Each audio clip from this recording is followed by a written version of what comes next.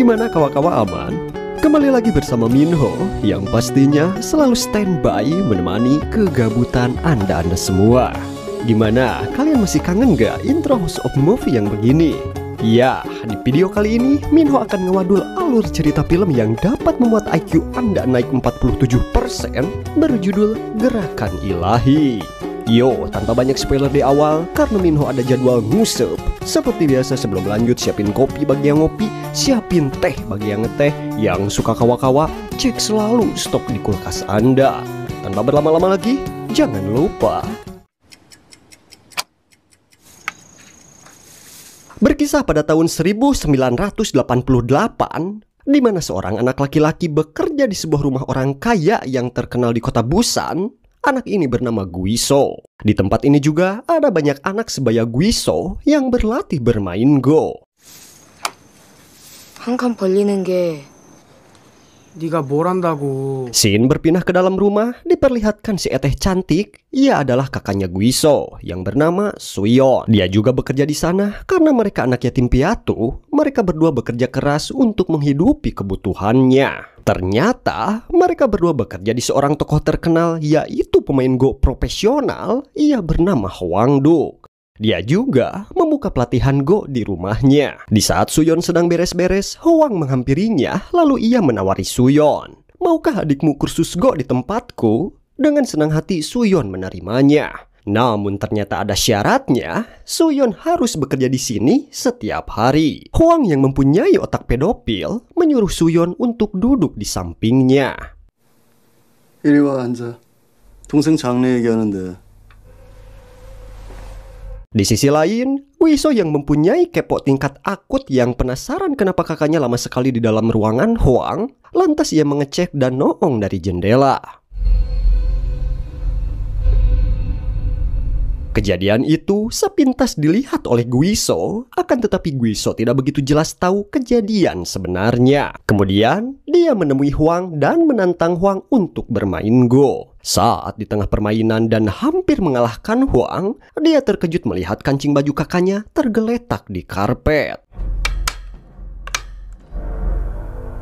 Mungkin dia mengetahui apa yang telah terjadi pada kakaknya, sekaligus ia sedih. Di saat dia akan menaruh pion, Hwang memprovokasi Guiso dengan berkata, "Jangan hidup di ambang kematian. Sayangnya, kau tidak berbakat untuk ini. Jangan pertaruhkan masa depanmu pada Go. Pulanglah dan kembalilah saat kau yakin bisa mengalahkanku," ujar Hwang. Guiso yang merasa ambek kepegung, ia pun keluar dan sambil mengambil kancing kakaknya. 안타깝지만 기재가 전혀 없다. Sesampainya di rumah, Guiso mengambil dompet kakaknya dan Guiso meninggalkan kakaknya. Lantas kenapa Guiso meninggalkan kakaknya? Minho jadi bingung. Apakah dia jijik sama kakaknya? Ataupun itu kalian yang nonton pantengin terus agar tidak sesat, oke? Kemudian, Guiso pergi ke stasiun dan membeli tiket ke Seoul. Dengan tekad yang sudah bulat, Guiso pun ngumbara ke Seoul. Sesampainya di Seoul, dia dikejar oleh sekelompok gangster sehingga uangnya habis menyisakan uang koin.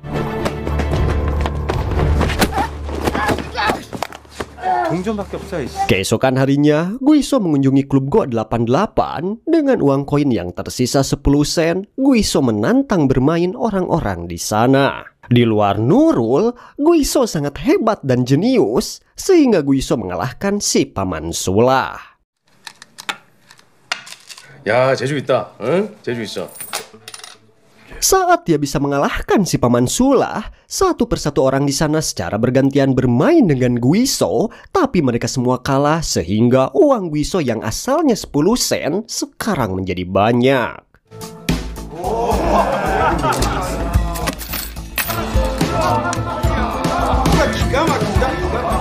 Di sisi lain, saat Guiso bermain Go, ada seseorang yang memperhatikan Guiso dari jauh. Sesudahnya bermain, Guiso yang lapar menghampiri warteg terdekat dan memesan makanan dengan porsi Portugal, porsi tukang gali. Di saat hendak makan, Guiso dihampiri si babeh-babeh, ia bernama Ildu. Kemudian, Ildu mengajak Guiso ikut bersamanya karena dengan ikut bersamanya, dia akan mendapatkan tempat tinggal. Kemudian Guiso mempertaruh sebuah koin, jika muncul angka, dia akan ikut bersama Ildu, tapi kalau muncul gambar, aku tidak akan ikut bersamamu. Kemudian Guiso melempar koin, akan tetapi dari koin itu yang muncul malah gambar.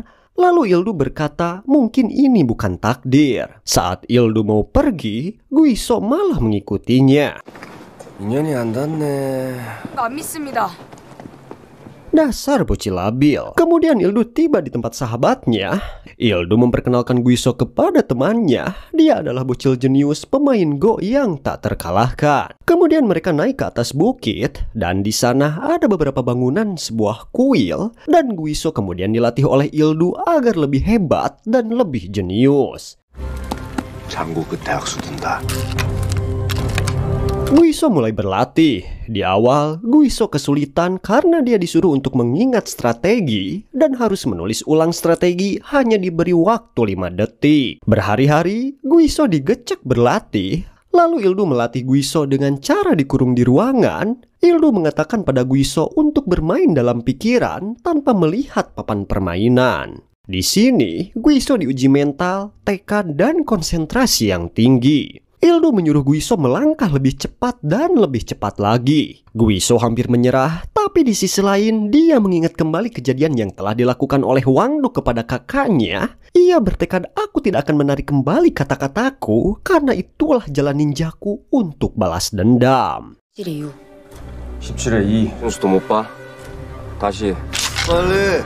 우아기 소모. 더. 내일 다시 온다. Besoknya, Ildu datang ke tempat Guiso untuk melanjutkan latihannya. Kali ini Guiso melangkah lebih cepat, dan akhirnya Guiso sudah dapat menang tanpa melihat papan permainan. Karena sudah siap, akhirnya Ildu pergi bersama Guiso untuk menantang pemain hebat di luar sana. Diperlihatkan, Guiso membantu Ildu dengan cara melihat ke layar, sehingga mereka dapat mengalahkan dengan mudah dan mendapatkan uang yang banyak. Guiso tidak suka dengan cara kotor Ildu, lantas Ildu pun marah dan berkata, jadilah mesin untuk menang agar bisa balas dendam. Lawannya ini pun melakukan bunuh diri karena kalah, dan di sana terlihat seorang anak yang menyaksikan kejadian ayahnya yang mengerikan. Hari berikutnya, mereka mencari lawan lagi. Kali ini, lawannya adalah ketua gangster yang menguasai Busan. Dan mereka pun menang lagi sehingga mendapatkan uang yang lebih banyak dengan metode yang sama, yaitu Ildu dibantu oleh Guiso. Tapi di sini bos geng menyadari bahwa Ildu melakukan kecurangan dan membiarkannya pergi untuk sementara waktu. Saat mereka berjalan untuk pulang dan membawa uang hasil kemenangannya, tiba-tiba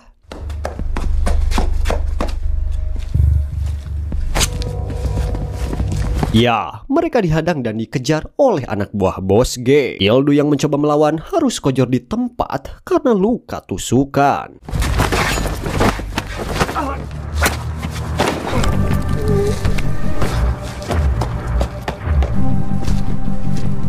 Di sisi lain, Guiso dikejar oleh bos geng. Untungnya Guiso bisa melarikan diri. Walaupun berhasil melarikan diri, tetapi dia mendapatkan luka di bahunya.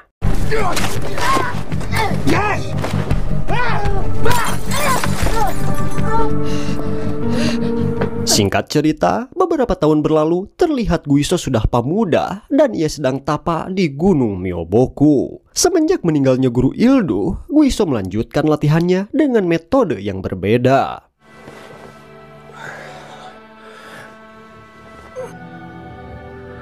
Keesokan harinya, Guiso berpamitan kepada sahabat Ildu untuk menemui seseorang. Guiso mendatangi tempat perjudian dan menemukan pria yang dicarinya yang bernama Adong. Guiso meminta bantuan kepada Adong untuk mencarikan lawan untuknya. Akan tetapi Adong menolak karena tidak tahu Guiso teh saha. Guiso yang memiliki kepribadian dingin dan tidak banyak cincong, ya mirip kayak Minho seetik, ia mengeluarkan tangan palsu Ildu. Dan Adong pun mengetahui maksud dari Guiso. 사람을 찾습니다. 명 찾아드릴까요? Adong yang merupakan calo di dunia Go tidak begitu percaya kepada Guiso. Adong pun mencoba untuk ngetes sejauh mana atau seberapa kuat Guiso bertanding Go. Adong mengeluarkan daftar pemain Go yang lumayan hebat dan mendatangi satu persatu, dan mereka semua berhasil Guiso kalahkan.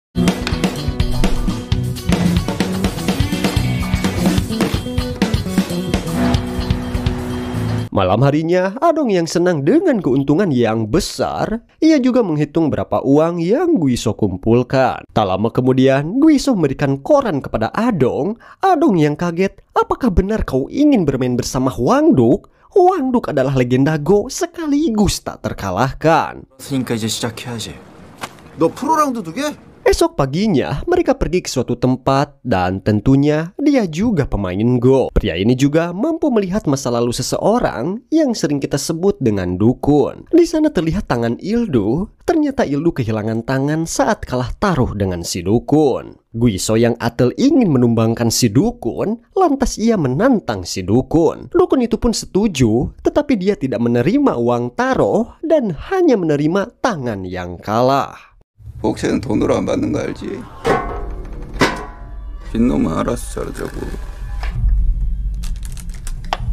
Permainan sudah dimulai, sang dukun seperti biasa mengetahui masa lalu kelam Guiso yang hancur. Kemudian dukun tersebut terus memprovokasi Guiso yang sedang fokus bermain. Alangkah kagetnya Guiso, dukun itu mengetahui bahwa kakaknya telah bundir dan dukun itu berteriak, "Jangan lakukan itu. Jika kau meneruskannya, adikmu juga akan mati." 그러면 네 동생도 죽어야. 누나 내버려 두고 그냥 갔어. Ya, sudah dipastikan bahwa Guiso kabur dari rumah. Dia telah mengetahui bahwa kakaknya sudah kojor. Guiso bertekad untuk membalaskan dendam kepada Hwangduk yang telah menyakiti mental kakaknya dan berujung dengan bundir. Kembali ke permainan, dukun yang banyak bacot tidak menyadari bahwa satu langkah lagi Guiso bisa mengakhiri permainan dengan sekakmat. 좀 더 봐둬야지. 걔가 이건 어떻게 알아 저거. Sesuai yang sudah dijanjikan si dukun, dia tidak lupa taruhan tentang tangan. Sebelum memotong lengan dukun itu, ia berkata, "Mau kuberitahu masa depanmu? Kau itu berusaha menjadi dewa, tapi kau ditakdirkan menjadi monster." Sesudah mendengar itu, Guiso dan Adong meninggalkan tempat itu. 이게 뭐야?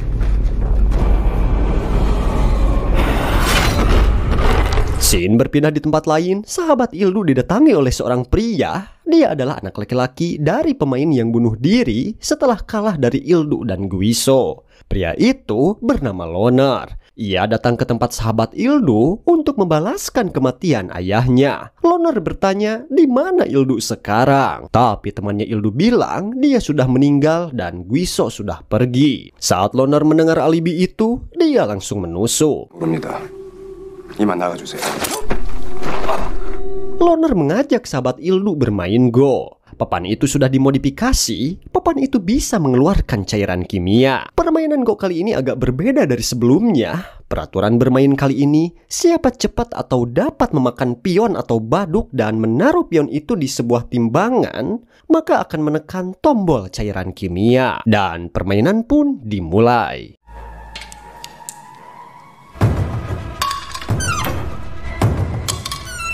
Sepertinya Loner sangat hebat dalam game kali ini. Dan benar saja Loner mengumpulkan pion atau baduk lebih banyak daripada sahabat Ildu. Akhirnya sahabat Ildu kalah dan cairan itu tepat mengenai wajahnya.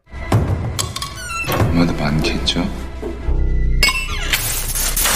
Scene berpindah kepada Guiso dan Adong yang sedang berjalan akan menemui ketua gangster Busan. Tetapi Guiso melihat seorang yang tidak lain, ia adalah anak buah bos geng yang telah membunuh Ildu di masa lalu. Guiso menyuruh Adong untuk pergi duluan. Lalu Guiso menemui pria itu. Mereka berdua lantas mulai pertarungan.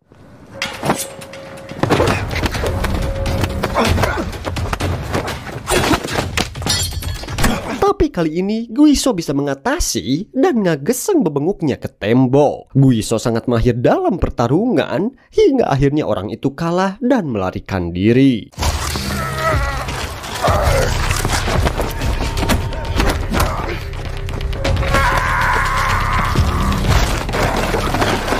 Keesokan harinya, tibalah pertandingan di mana Guiso berhadapan dengan ketua gangster Busan yang diawali dia menang dari bos geng. Di babak selanjutnya, Guiso menaikkan taruhannya. Dan benar saja, Guiso menguras habis uang bos geng tersebut. 5. 판돈이 건물. 가끔은 자존심이 독이 됩니다. 화를 심하게 하네. Bos geng yang tidak terima kekalahannya, ia menaruh sertifikat gedungnya dan Guiso pun menang kembali. Guiso yang sedikit mempunyai empati, lantas ia mengembalikan sertifikat itu.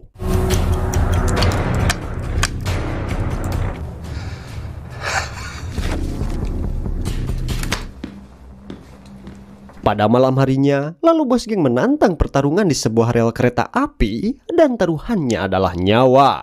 Lalu si bos geng yang sombong berkata, "Aku menyukai permainan ini dan ini kesempatan terakhirmu untuk hidup."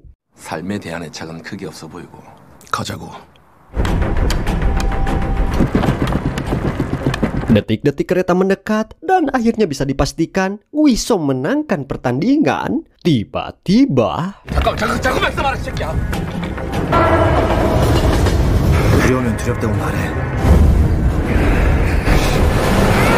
bos geng yang ngegantung di sebuah pipa, ia meminta bantuan kepada Guiso. Dan bos geng juga akan mematuhi perintah Guiso. Dan akhirnya Guiso menyelamatkannya. Besoknya, Guiso yang sedang lolodok di warteg melihat siaran TV dan melihat Hwang Duk melawan 20 orang pemain Go profesional yang disiarkan langsung di TV. Hwang Duk yang menang sehingga orang-orang menganggapnya seperti dewa Go. Guiso yang berada di tempat makan melihat kedatangan pria yang dikalahkan Guiso kemarin malam. Ia tidak terima dengan kekalahannya, lantas ia membawa segerombolan gangster untuk menghajar Guiso. Guiso yang menyadari akan adanya bahaya, dia langsung ke toilet. Dan pertarungan pun dimulai.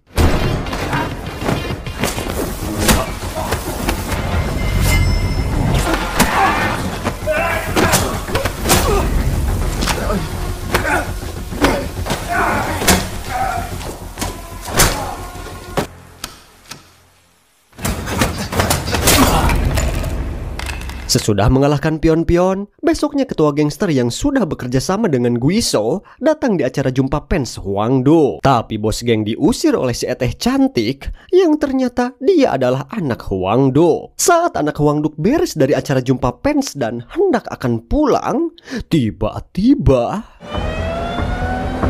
Ya, bos geng menculik si Eteh cantik itu. Scene berpindah kepada Guiso dan Hwang Duk yang sedang berbincang. Awalnya Hwang Duk tidak mengenal Guiso. Guiso yang tipikal orang yang tidak banyak basa-basi langsung berkata, "Saya adalah anak tanpa bakat."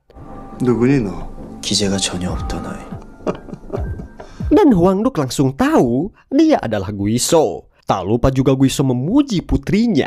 Ia berkata, "Putrimu sangat pintar dan tumbuh dengan cantik, bahenol montok bohai pasti warna pink." Tak lama dari itu telepon berdering dan Hwang Duk mengangkat dan melihat putrinya sedang disandra.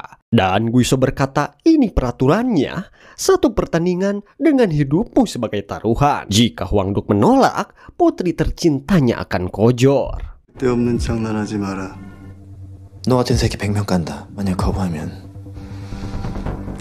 네 딸은 죽는다. Dari keadaan yang terdesak, tetap aja si Hwang Duk yang songongnya minta ampun, ia masih meremehkan Guiso dan berkata, "Kau bukan tandinganku." Akhirnya, Guiso merubah peraturannya dan Guiso akan bermain melawan 100 orang. Sesudah beres melawan 100 orang, dia akan melawan Hwang Duk besok siang di tempat ini. Scene berpindah ke Adong yang sedang menghayal tentang uang, akan tetapi tiba-tiba loner datang dan menusuk Adong lalu membawa ke suatu tempat dan menyandranya. Guiso yang mendengar kabar tersebut langsung datang ke lokasi di mana Adong disandra. Guiso yang sudah sampai di lokasi tersebut langsung diberitahu oleh loner bahwa kamu yang sudah membunuh ayah saya di sini. Guiso langsung meminta maaf. Tetapi loner tidak menerimanya karena loner hanya ingin balas dendam. Lalu ia menentang Guiso bermain Go. Peraturannya sama seperti sebelumnya saat melawan sahabat Ildu. Dan taruhannya adalah Ado. 똑같이 되면 돼. 시작.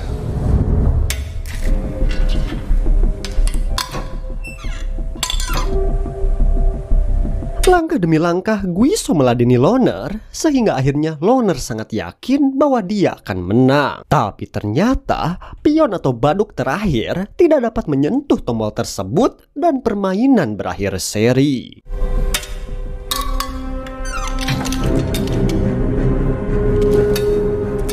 난 하나 남았는데. Loner yang tidak percaya permainan itu seri, sehingga dia melanjutkan dengan baku hantam melawan Guiso. 뭘 끌었으면 좋겠어.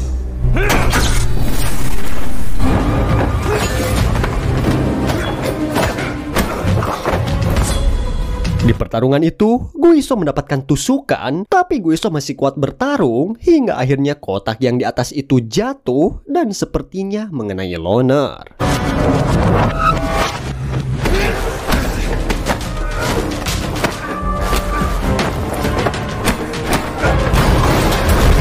Setelah berhasil menyelamatkan Adong, mereka langsung menuju ke tempat pertandingan antara Guiso melawan Hwangduk. Di perjalanan, Adong menyarankan Guiso untuk berhenti melawan Hwangduk karena melihat kondisi Guiso yang luka parah. Tetapi Guiso tetap ingin melanjutkan. Ia berkata, "Aku tak akan menarik kembali kata-kataku karena itulah jalan ninjaku." 가야 돼. 나보다 더 하네. Sesamanya di sana, terlihat 100 orang sedang menunggu kedatangan Guiso. Guiso mengalahkan mereka semua satu persatu, dan tibalah di mana Guiso kelelahan dan keluar darah dari telinganya, tubuhnya bergetar dan keluar keringat dingin.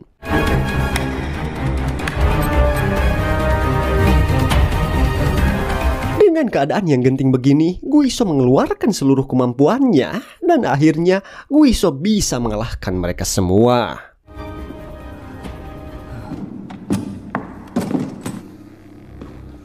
Di tempat lain, terlihat Putri Hwangduk yang masih disandra. Apabila Hwangduk nanti kalah dan tidak mau bunuh diri, maka anaknya lah yang akan menggantikannya. Bos geng memberitahukannya kepada Putri Hwangduk. Bos geng berkata bahwa Guiso bukanlah manusia, melainkan hantu Go. Kembali ke Guiso yang terlihat kesakitan karena luka sebelumnya, tapi Guiso tetap melanjutkan pertandingan melawan Hwangduk. Tiba-tiba, Guiso kehilangan konsentrasi dan melakukan kesalahan. Hwangduk yang percaya diri akan menang dalam permainan ini, tiba-tiba...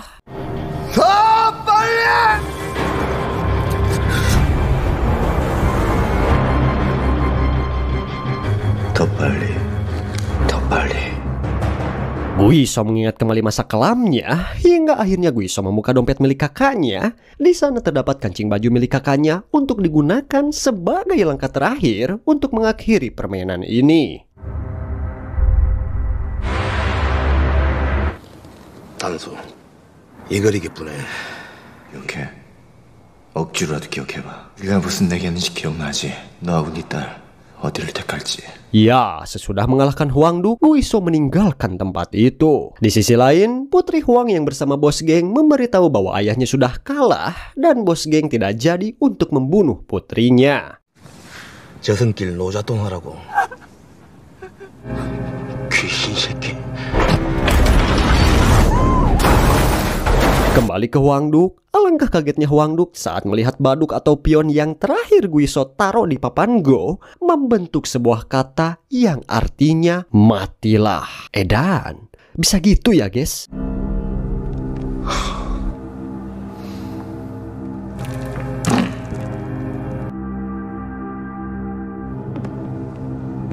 Di akhir film, Adong yang sudah menikah bertanya kepada Guiso, "Apa nama kepanjanganmu?" Guiso yang tipikal dingin tidak menjawab. Di saat Adong yang akan pergi, ia memberi julukan kepada Guiso yang bernama Si Tangan Hantu. 귀신의 수를 쓰는 귀수. Tamat? Oke, gimana tuh ceritanya? Seru kan?